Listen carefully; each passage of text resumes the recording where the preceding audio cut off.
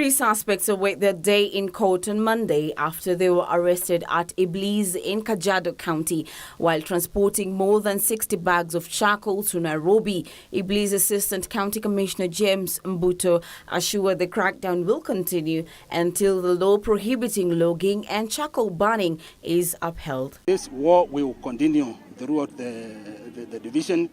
The other day we were in Maparasha. We burnt a number of killings. And this fight will continue.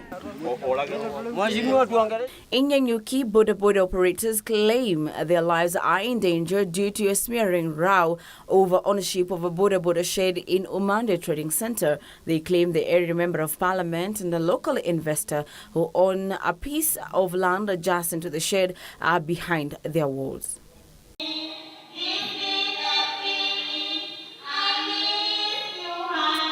Elsewhere, a section of non-governmental organizations in Kilifi County are raising the red flag over increased cases of gender-based violence, teenage pregnancies and early marriages in the region, which they say are to blame for the rising cases of young girls dropping out of school. We'll work together with the other departments to make sure that we get into a very intensive sensitization strategy all over the county, in the urban and in the rural areas, in the hard-to-reach areas, to make sure that the community understands and the girl child's voice also comes out very clearly towards her protection.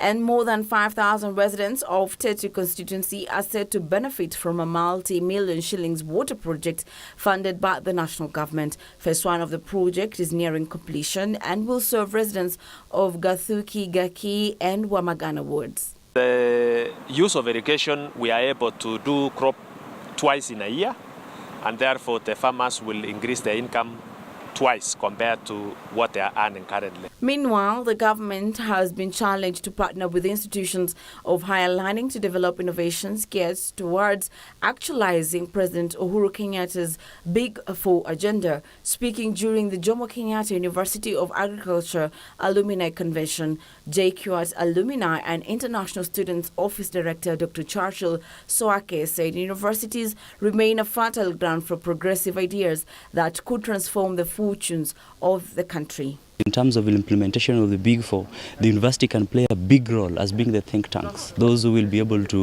give knowledge and capacity that is required to implement some of these programs. Elsewhere, tension is mounting along the Tana River-Kitui common border following fears of renewed conflict over pasture. Mwingi's Central Member of Parliament, Gideon Mulungui, is urging authorities to take immediate action to avert possible clashes over grazing land between communities living along the border.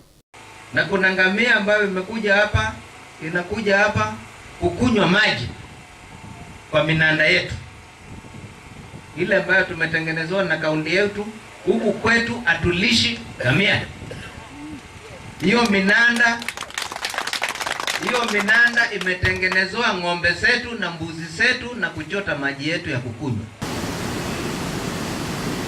And finally, 42 teams drawn from the various counties participated in water rafting games at River Sagana to raise funds for cancer patients. According to Sharia Adamali, a director at Faraja Cancer Support, one of the organizers said this year that the event raised 5.5 million shillings compared to 3.6 million shillings last year. So this year we had 42 teams. It's the biggest we've had.